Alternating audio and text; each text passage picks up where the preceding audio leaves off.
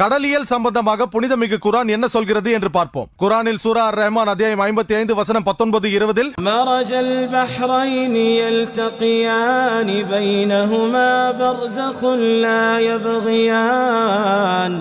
இரு கடல்களையும் அவனே சந்திக்கச் செய்தான், ஆயினும் அவைகளுக்கிடையில் ஒரு தடுப்புண்டு. இடையில் இருக்கும் அந்த தடுப்பை அவைகளால் மீறவே முடியாது.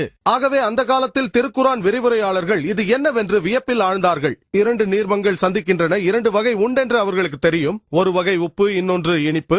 ஆனால் இவை சந்திக்கின்ற போதும் இவை கலக்காமல் தடுக்கின்ற அந்த தடுப்பு என்னவென்று அவர்களுக்கு புரியவில்லை. சமீபத்தில் விஞ்ஞானம் வளர்ச்சி அடைந்த பிறகு ஒரு வகை தண்ணீர் இன்னொரு வகை தண்ணீரோடு கலக்கின்ற பொழுது, அதாவது உவர் நீர் நல்ல தண்ணீரோடு கலக்கின்ற பொழுது தன்னுடைய சேர்ம தன்மைகளை இழந்து அது கலக்கின்ற தண்ணீரின் தன்மையோடு ஒன்றித்து விடுகின்றது என்று கண்டுபிடித்திருக்கிறார்கள். இந்த கலக்கல் நடைபெறுகின்ற அந்த குறிப்பிட்ட வட்டத்தை தான் இன்றைய விஞ்ஞானிகள் இடைநிலை ஒருங்கிணை வட்டம் என தெளிவுபடுத்தியுள்ளனர். இதைத்தான் நமக்கு திருக்குரான் பர்ஸக் என்று சொல்லியிருக்கிறது, அதாவது பார்க்க முடியாத தடை. இன்று இதை நாம் நம் கண்களாலேயே பார்க்க முடியும். தென்னாப்பிரிக்காவில், ஆப்பிரிக்காவின் தென்கோடியில் உள்ள கேப்டவுன் நகரத்தை ஒட்டிய நன்னம்பிக்கை முனை என்று சொல்கிறோமே, அந்த இடத்தில் கடலில் இந்த விந்தையை நாமே பார்க்கலாம். உவர் நீரும் நல்ல நீரும் சந்திக்கின்றன, அதை தடுக்கின்ற தடுப்பை நாமே பார்க்கலாம். அவை சந்திக்கின்றன, ஆனால் கலப்பதில்லை.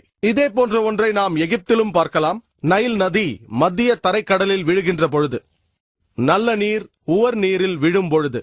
இன்னொரு சிறந்த உதாரணம் வளைகுடா நீரோட்டம். மெக்சிகோ வளைகுடாவில் ஆரம்பித்து அமெரிக்க கிழக்கு கடலோரம் வழியாக சென்று ஐரோப்பாவின் மேற்கு கடற்கரையை அடைகிறது. ஆயிரக்கணக்கான மைல்களை தாண்டி வருகிறது. அந்த இடத்தில் கப்பலில் பயணித்தால் ஒரு புறத்தில் இருக்கும் தண்ணீரையும் மறுபுறத்தில் இருக்கும் தண்ணீரையும் எடுத்து பார்த்தால் ஒரு புறத்து தண்ணீர் இனிப்பாகவும் இன்னொன்று உப்பாகவும் இருக்கும். இந்த இரண்டு தண்ணீருக்கும் இடையே உள்ள தட்ப வெப்ப நிலைகளும் மாறுபடும். விஞ்ஞானிகள் சமீபத்தில் கண்டுபிடித்ததை திருக்குரான் 1400 ஆண்டுகளுக்கு முன்பாகவே சொல்லிவிட்டது.